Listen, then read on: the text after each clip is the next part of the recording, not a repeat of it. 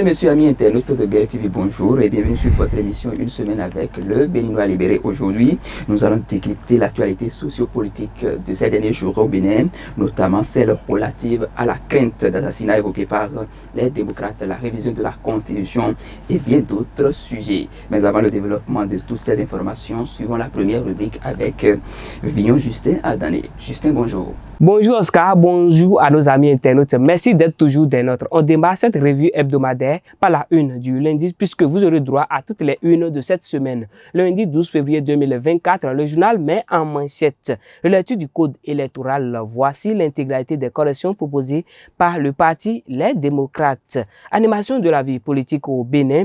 Génération Aïvo installe ses démembrements dans les départements de l'Ouémé et du Plateau. En troisième de une de votre journal, première obligation internationale libérée en dollars US, le succès et le mérite du Bénin évoqué par la presse internationale. Toujours à la une de votre journal, remise de machines à coudre aux couturiers en fin de formation sans moyens pour s'installer. L'acteur politique Émile Roundeladi fait œuvre utile dans le 12e arrondissement de Cotonou. En bas de page de votre journal, Journée internationale de sensibilisation à l'épilepsie, édition 2024. Tout savoir sur le programme des activités prévues ce jour par la Ligue béninoise de l'épilepsie. Dans les colonnes de votre journal, sur le marché financier de l'UEMOA, le Bénin demande 20 milliards et obtient 70 milliards.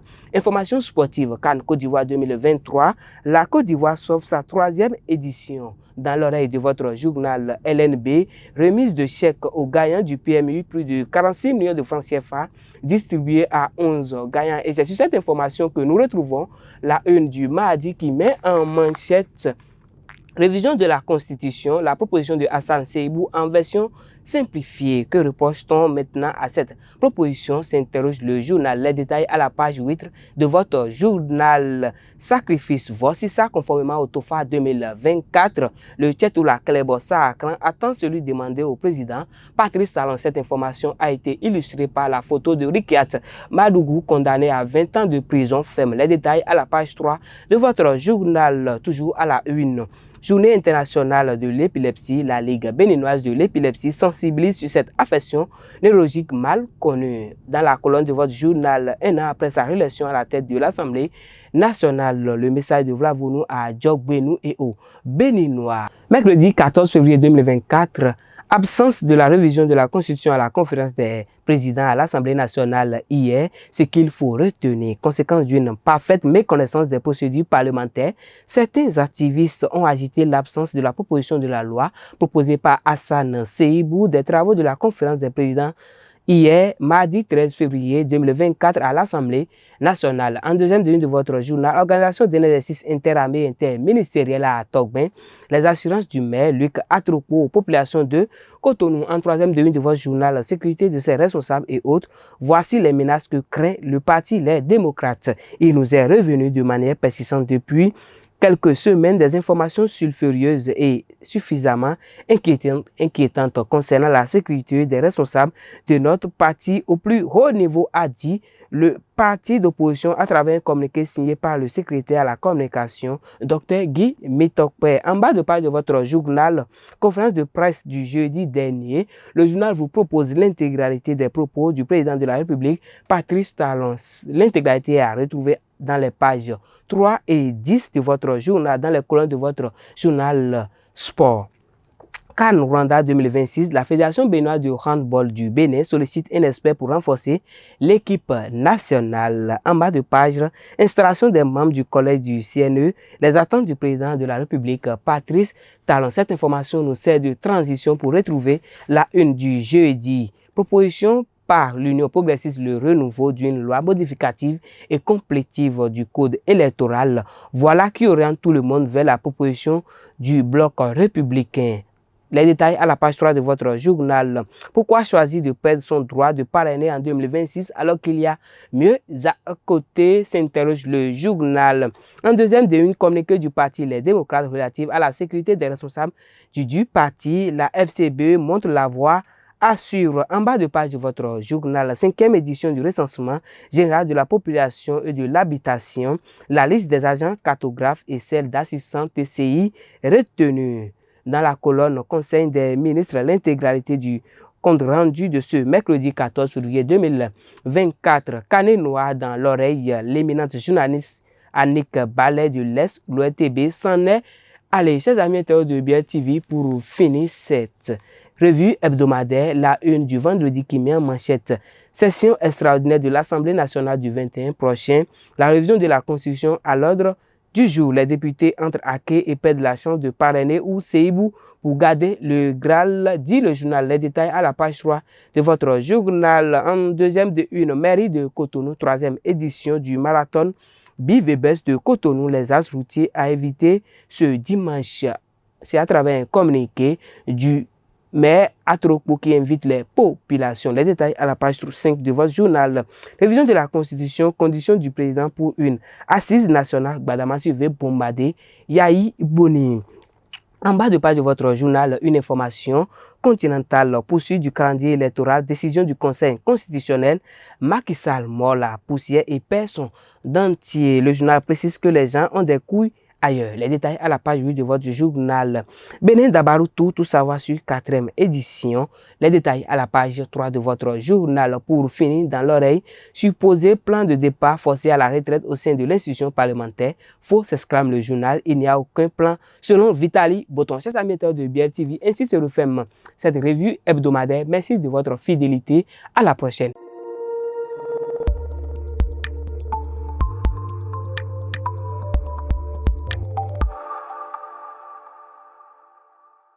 Nous sommes dans la seconde partie de cette émission et je reçois pour vous Akilou Yakou, directeur de publication du quotidien Le Béninois Libéré. Akilou, bonjour. Bonjour Oscar, bonjour chers amis internautes. Merci de votre fidélité à cette émission. C'est un énorme plaisir pour moi.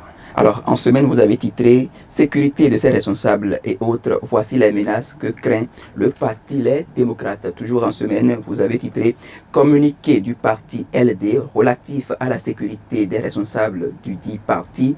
Les FCBE montrent la voie à suivre. Que craint réellement le Parti Les Démocrates ?» En fait, c'est un communiqué qui a été signé du secrétaire à la communication, Dr Guy Mitokbe, où le parti évoquait des craintes d'assassinat qui serait un projet à l'endroit du président même du parti et de certains responsables. Donc, quand vous vous taisez sur un fait, personne ne le saurait. Donc, ils se sont dit il faudra alerter les populations et prendre les populations comme garde-fous. Donc, parce que si l'opinion publique est avertie de cette information-là, peut-être que le projet n'irait pas à bout, à son terme. Donc voilà un peu ce qui peut-être aurait amené ces responsables du Parti Les Démocrates à sortir ce communiqué-là et à alerter l'opinion publique en les prenant à témoin. Parce que si quelque chose venait à arriver qu'on ne souhaite pas, ils diraient que on avait eu parce que si quelque chose venait, ils diraient qu'ils ont eu ce flair-là en alertant le gouvernement ou bien les populations par rapport à ce qui est arrivé. Donc voilà un peu la stratégie peut-être dans laquelle ils sont. Donc c'est juste une crainte. C'est une crainte, mais quand il y a une crainte, c'est que vous n'avez pas la sécurité du peuple. Donc il vaut mieux avoir une crainte et pouvoir mettre ceux qui sont peut-être ceux que vous soupçonnez pour leur dire je suis vigilant par rapport à ce que vous envisagez envers moi, même si c'est des projets, c'est des suppositions, certains diront. Et toujours par rapport au communiqué, on a vu le parti FCBE qui aurait souhaité que le procureur de la République s'autosaisisse du dossier. Comment est-ce que vous voyez cette solidarité? Non, est-ce que c'est une solidarité? Non, en fait, quand vous êtes dans une dynamique d'un parti politique, d'animation de la vie politique, et quand de ces sujets-là viennent, vous êtes obligé de réagir. Donc c'est une réaction d'un parti politique qui est dans les normes, puisqu'ils ont dit, voilà une situation évoquée par un parti de l'opposition. Normalement, c'est un fait assez grave pour qu'on puisse être déçu. Donc le procureur aurait, voilà, ça c'est leur demande, le procureur aurait dû saisir par rapport à ce dossier-là. Voilà ce que le parti FCBE, dirigé par Paul Humpert, a demandé au niveau du procureur. D'accord, mais après ça, on a vu le secrétaire général adjoint du gouvernement et le porte-parole du gouvernement, bien sûr, Wilfried Léandre Mbouedi, qui a réagi. Est-ce que vous appréciez cette réaction du gouvernement? Non, mais est-ce que j'ai apprécié? J'ai seulement analysé. Puisque de alors, toute façon, quelle analyse faites-vous alors de cette réaction du porte-parole du gouvernement? Oui, mais quand il y a deux camps, c'est que vous n'avez pas les mêmes points de vue. Donc quand vous critiquez une personne, attendez-vous à une réaction, on dit l'action appelle la réaction. C'est vrai. Donc il y a eu action, donc c'est maintenant la réaction du gouvernement et dans ce genre de situation-là, vous concevez que le gouvernement ne va pas accepter ce que le parti, les démocrates évoquent. Et c'est ce que le porte-parole du gouvernement, Wilfried Léon, a évoqué lors de son point de presse et après le Conseil des ministres. Donc voilà un peu. Donc ils ne sont pas dans la dynamique. Pour eux, c'est de la comédie, c'est de l'intox, voilà. C'est de la théâtralisation. Oui, c'est ça. Puisqu'il a eu à évoquer certaines affaires. Et Souyaï, qu'il a critiqué. Maintenant, quand vous êtes là, est-ce qu'il devait encore évoquer ces affaires-là? Parce que si vous êtes au pouvoir et que vous évoquez des actions et des affaires passées, ça veut dire que vous qui êtes là, vous n'avez pas pu résoudre ces affaires-là. Or, aujourd'hui, quand on prend ICC, ça veut dire qu'ils auraient dû résoudre cette affaire d'ICC.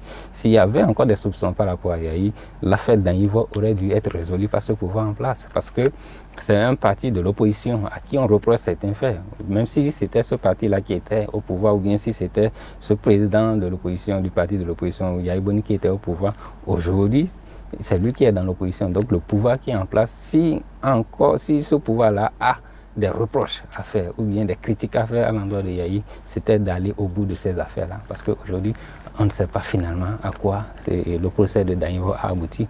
Parce que vous-même, si je vous demande quelle était la conclusion, personne ne vous dira réellement la conclusion de cette affaire-là.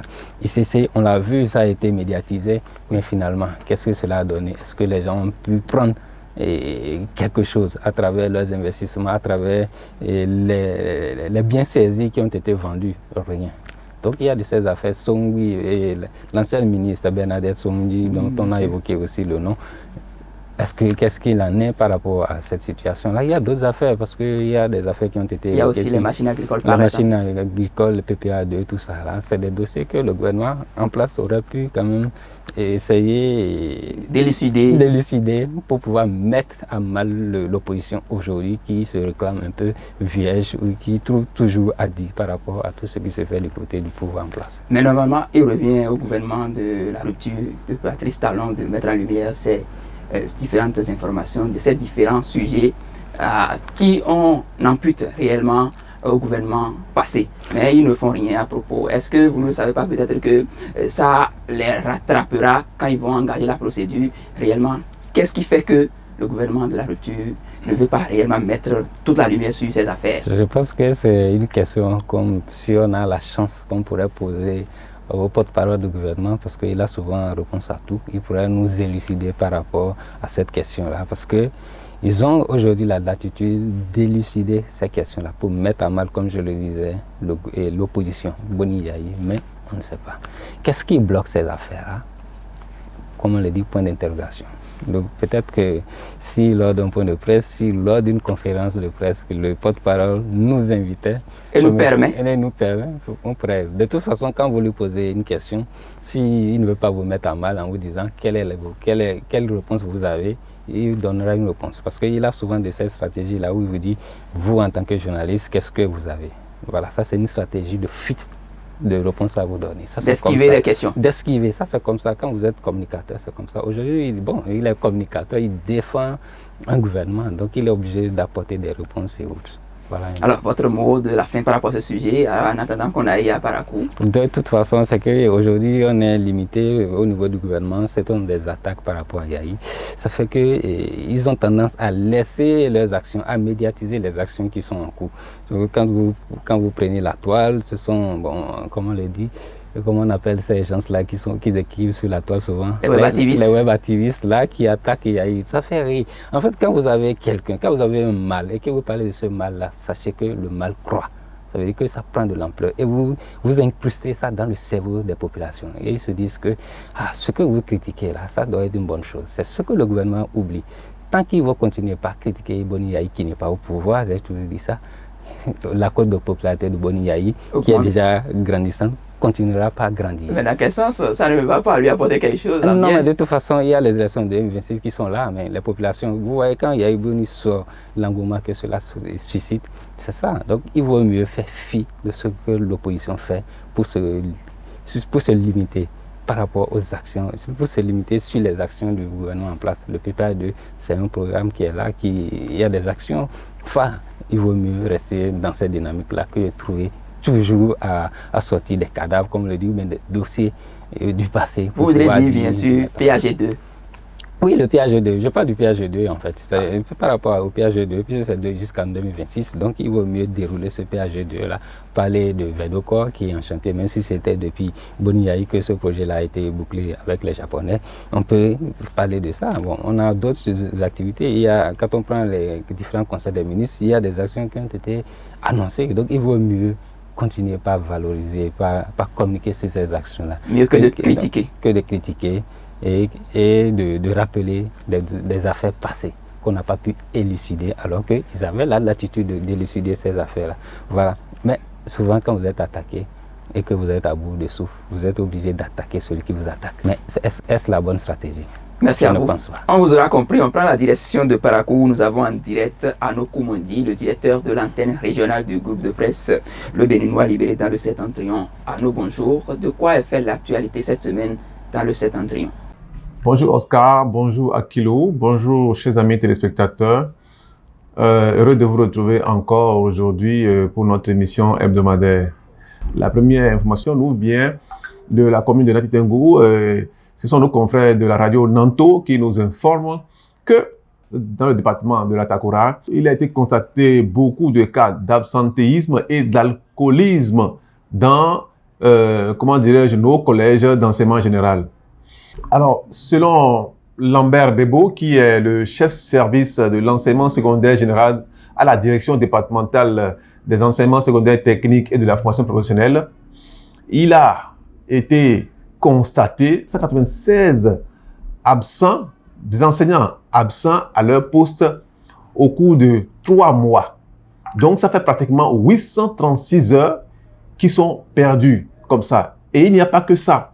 Il y a aussi le problème d'alcoolisme, des enseignants qui viennent à l'école tout en étant ivres. C'est un fléau qui a été constaté dans le département de l'Atakora et que dénonce ici le chef service de l'enseignement secondaire. Il appelle donc les enseignants à essayer de reprendre sur eux, même à se reprendre, parce que ce sont les modèles de la société, à ne pas venir à l'école tout en étant ivre et à éviter ces cas d'absentéisme, puisque ils sont appelés à former des esprits. Et lorsque vous n'êtes pas un modèle pour la société, ce n'est pas vraiment très bien. L'autre dernière information s'est déroulée ici à Parakou, où 2 jeunes tourtereaux ayant décidé de se marier sont allés voir leur pasteur. Arrivé chez le pasteur n'a pas voulu bénir cette union sous prétexte que la famille du garçon, de l'homme qui veut se marier, n'est pas assez riche. Ce pasteur a eu l'outrecuidance d'aller dire cela dans la famille du jeune homme qui voulait se marier. Eh bien, les parents n'ont pas été tendres avec lui, ils se sont jetés sur lui, ils ont voulu le lyncher. Et n'eût été le secours des voisins d'à côté, ce pasteur aurait passé un véritable sale quart d'heure parce que les parents se sont dit, de quel droit est-ce que lui, il pourra juger si les pasteurs, il doit bénir les unions, il n'a pas à dire, il n'a pas à juger de la richesse ou de la pauvreté du marié. Ce n'est pas son rôle. Son rôle, c'est de bénir le mariage tant que les 2 parties sont d'accord. Mais le pasteur vient juger de la richesse du garçon, comme quoi sa famille n'est pas assez riche pour pouvoir donner la dot pour cette femme-là qu'il désire bien épouser. Eh bien, les parents ne lui ont pas fait cadeau, ils se sont jetés sur lui, il a passé un sale quart d'heure, et voilà, grâce à la vigilance, comme je le disais tout à l'heure, des voisins, il a pu être secouru. Donc voilà, dans le Septentrion, les informations qui ont circulé un peu, qui étaient un peu au centre des débats, des discussions sur les réseaux sociaux ici. Donc, c'est ici à Parakou, à Nati Tengu, avec Radio Nanto FM, Oscar Akilou, voilà ce que je peux dire en ce qui concerne les informations venant d'ici du Septentrion. Merci à vous, Arnaud. On revient en studio pour continuer cette émission. Monsieur le directeur de publication, En fin de semaine, vous avez titré « Session extraordinaire de l'Assemblée nationale du 21 prochain, la révision de la Constitution à l'ordre du jour ». Le journal ajoute « Les députés entrent à quai et perdent la chance de parrainer ou Seibou pour garder le Graal ». Malgré le fait que le président a souhaité qu'on ne touche à une virgule de la Constitution, la proposition de loi de l'honorable Hassan Seibou évolue à l'Assemblée nationale de celui des télécommunications. Oui, en fait, bon, c'est dans ses prérogatives quand même. Il a rappelé plusieurs fois en disant que c'est dans les prérogatives du député, de l'élu de la nation, de faire des propositions de loi au-delà du contrôle de l'action gouvernementale, puisque ce sont les deux actions qu'ils ont, proposer des lois et contrôler l'action gouvernementale. S'il est dans sa dynamique, c'est pour ça qu'il a fait cette proposition-là. Rien ne lui dit de ne pas déposer cette proposition de loi-là. Le président a bien voulu, le président a dit qu'il ne veut pas. Mais c'est lui, en tant que député, qui a voulu de cette loi. Et il a proclamé plusieurs fois en disant « c'est ma proposition de loi qui est aujourd'hui soutenue par son parti politique, le Bloc républicain présidé par Abdoulaye Biotchani ». Donc voilà, il est dans sa dynamique. Il a déposé sa proposition de loi dans les conditions prévues par la loi au niveau de l'Assemblée nationale en se référant au règlement. Il a déposé sa proposition de loi en respectant les règles de l'art, comme on le dit, par rapport au règlement intérieur de l'Assemblée nationale. Voilà pourquoi cela a été programmé pour le jeudi 21 février prochain. Donc, l'Assemblée n'a qu'à étudier ce dossier-là. Voilà. Mais normalement, oui, le chef a parlé, il devait donc soustraire ce point-là pour évoluer normalement. Oui, le chef a parlé, mais quand le chef parlait lors de cette conférence de presse à laquelle nous étions ensemble, donc il a dit voilà ce qu'il a proposé. Mais si vous souhaitez une révision de la Constitution pour m'enlever 2 mois ou bien quelques jours de plus, il n'y a pas de souci. De toute façon, si vous touchez à la Constitution, les députés qui sont là pourront parrainer. Maintenant, si vous ne touchez pas, ça veut dire que c'est ceux qui viendront en 2026 qui vont parrainer le président en place. Parce que les législatives se dérouleront en janvier, alors que la présidentielle, ça doit être en avril. Donc, il y aura d'autres nouveaux élus, tant au niveau des maires qu'au niveau des députés. Donc, eux ne pourront pas parrainer tant qu'on va laisser le code électoral en l'état, ou bien pas le code électoral, la Constitution en l'état. Quelle est votre attente par rapport à cette procédure qui est en cours? Est-ce que Alassane Seibou va voir sa proposition rejetée ou garder pour suivre la procédure pour aboutir à une révision? Non, en fait, au niveau, quand vous prenez l'article, en parenthèse, on a mis, et si les députés veulent parrainer, ça veut dire qu'ils sont obligés d'accepter cette révision, cette proposition-là. Maintenant, s'ils ne veulent pas, comme au niveau du Parti Les Démocrates, on le dit, tout sauf la révision de la Constitution avant 2026. Ça veut dire que les députés actuels, les 28 démocrates, ne pourront pas parrainer. Ce sont les nouveaux élus démocrates qui pourront, ou bien les nouveaux élus de la 10e législature qui pourront parrainer. Voilà en l'état. Donc c'est à eux de voir. S'ils veulent réellement parrainer, ils soutiennent. Monsieur le directeur de publication, votre mot de la fin par rapport à ce sujet? Oui, en fait, il y a une opposition au niveau du Parti Les Démocrates. Je pense que quand on prend au-delà du Parti Les Démocrates, on prend Moël Bénien, on prend la Renaissance de Claudine Prudhomme. Ce sont des partis qui proposent qu'on touche le code électoral autre que la Constitution. C'est dans la même dynamique que le parti l'UP aussi a proposé. Maintenant, si au niveau du Parti Les Démocrates, on ne veut pas de cette révision-là, mais ils ont un dossier, la loi d'amnistie. C'est le moment pour eux de glisser ça pour dire si vous voulez réellement qu'on vous soutienne, parce que sans les démocrates, il n'y aura pas révision de la Constitution. Si vous voulez qu'on vous soutienne, alors vous prenez notre loi d'amnistie là. Ça veut dire que ça devient un marché. Bon, ça devient une affaire de deal, ça devient un deal. Ça veut dire je te donne, tu me donnes. Donc chacun est gagnant. Donc voilà un peu là où on va en venir. Parce qu'ils ont ce minimum là pour bloquer. Ils ont besoin, la mouvance a besoin de 7 ou bien 8 députés démocrates. Sans eux, la révision ne passera pas. Je n'ai pas vu la pertinence de votre argumentaire. Est-ce que, je n'ai pas compris, en quoi est-ce que la loi d'amnistie doit apporter quelque chose à la révision de la Constitution. Est-ce que c'est ancré dans la Constitution même? Non, ce n'est pas ancré. Ils ont eu à faire une proposition de loi qui n'a pas prospéré, puisque ça avait été rejeté au niveau de la commission des lois. Aujourd'hui, mais si vous voulez quelque chose, je suis de l'opposition, vous êtes de la mouvance, je suppose. On prend un exemple comme ça. Si vous voulez obtenir quelque chose de moi, alors que moi j'avais fait une demande auprès de vous que vous ne m'avez pas donnée, alors comment on pourra résoudre? Pour résoudre, on coupe la poire en deux, comme on le dit. Vous me donnez quelque chose, je prends une partie, et ce que vous avez refusé auprès de moi, vous prenez une partie. Ça fait un deal. Mais le chef peut dire oui, mais au finish, la révision peut passer, et puis après, le chef dira non. La révision ne pourra pas passer tant qu'il n'y aura pas au moins 8 députés démocrates qui adhèrent à cette proposition de révision-là. Voilà. Ça veut dire qu'il y a un minimum de blocage au niveau du Parti des démocrates. Donc, Hassan Sebour, ou bien la mouvance, est obligée aujourd'hui de négocier avec l'opposition pour pouvoir faire passer cette révision-là. Donc, si au niveau de l'opposition, eux-mêmes veulent parrainer le candidat à la présidentielle prochaine, ils sont obligés d'adhérer à cette révision-là. Maintenant, s'ils ne veulent pas, comme ils le disent, tout sauf la révision avant 2026, ça veut dire qu'ils ne pourront pas parrainer. D'accord. Donc, on est dans un marché, un deal. Dans un deal. Dans un deal. Et puis, l'Assemblée fait de deal. Hein, donc, tu me donnes un peu, je te donne un peu. Et si on essaie de voir. Alors, donc, c'est dans un deal où on suppose que quelqu'un ne va pas trahir quelqu'un ne va pas trahir les clauses de ce deal, bien sûr. C'est à eux maintenant de mettre des garde-fous. Qu'est-ce qui passe? Ou bien on vote les trucs en même temps.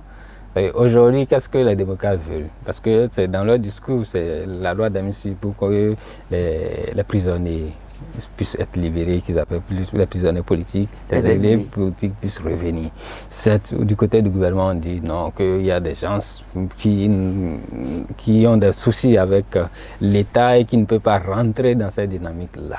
Mais au-delà de tout, quand vous avez une nation que vous voulez bâtir, c'est vrai, la nation béninoise est en construction, on ne peut pas dire qu'elle est déjà une nation toute faite. Vous êtes obligé de faire des concessions. Et ces concessions-là exigent des sacrifices. Ce sont ces sacrifices-là, parce que si je reviens, et quand je prends le TOFA qui a été fait, c'est un mois après qu'on a fait les sacrifices. Mais est-ce que les sacrifices demandés à l'endroit d'une femme, dont on a évoqué, on disait Rekia Madougou, est-ce que ça a été fait? Parce que ça a été demandé au président de la République. Est-ce que le sacrifice a été fait dans ce sens-là? Est-ce que les prédictions du TOFA 2024 ont dit clairement qu'il faut libérer Rekia Madougou? Est-ce que les consultants, est-ce qu'ils ont dit Rekia Madougou clairement? Quand vous allez en consultation, la consultation n'est jamais visible comme ça. Vous analysez les faits. Vous interprétez. Et c'est ça qui vous permet de savoir de quoi il est question. Et c'est ça, quand vous étudiez tout ce qui a été dit par rapport au signe Sahara-Clan qui est sorti, vous verrez réellement qu'il y a une femme. Quelle est la femme politique? Quelle est la femme aujourd'hui qui est en prison? Et quand vous parlez d'une femme en prison, les Béninois ne pourront pas vous dire que c'est Rekia Madougou. Est-ce qu'il y a encore une autre femme aussi populaire aujourd'hui au niveau du Bénin qui est en prison, autre que Rekia Madougou? Si je vous demande, vous ne pourrez pas trouver si ce n'est pas elle. Alors, je pense que je retiens de votre intervention qu'il faudra faire des concessions de part et d'autre afin de trouver une solution à cette crise politique que traverse le Bénin actuellement. Oui, c'est réel, c'est ça. Au niveau de notre parenthèse, je le répète encore, de l'article, la conclusion est là. Soit vous adhérez à la révision, soit vous ne pourrez pas parrainer. C'est ça en 2026. C'est la 10e législature qui pourra parrainer pour la présidentielle prochaine s'il n'y a pas révision de la Constitution. Mesdames et messieurs, ce sera tout pour ce numéro de votre émission. Veuillez prendre le rendez-vous du prochain numéro. D'ici à là, portez-vous très bien sûr les programmes de BLTV.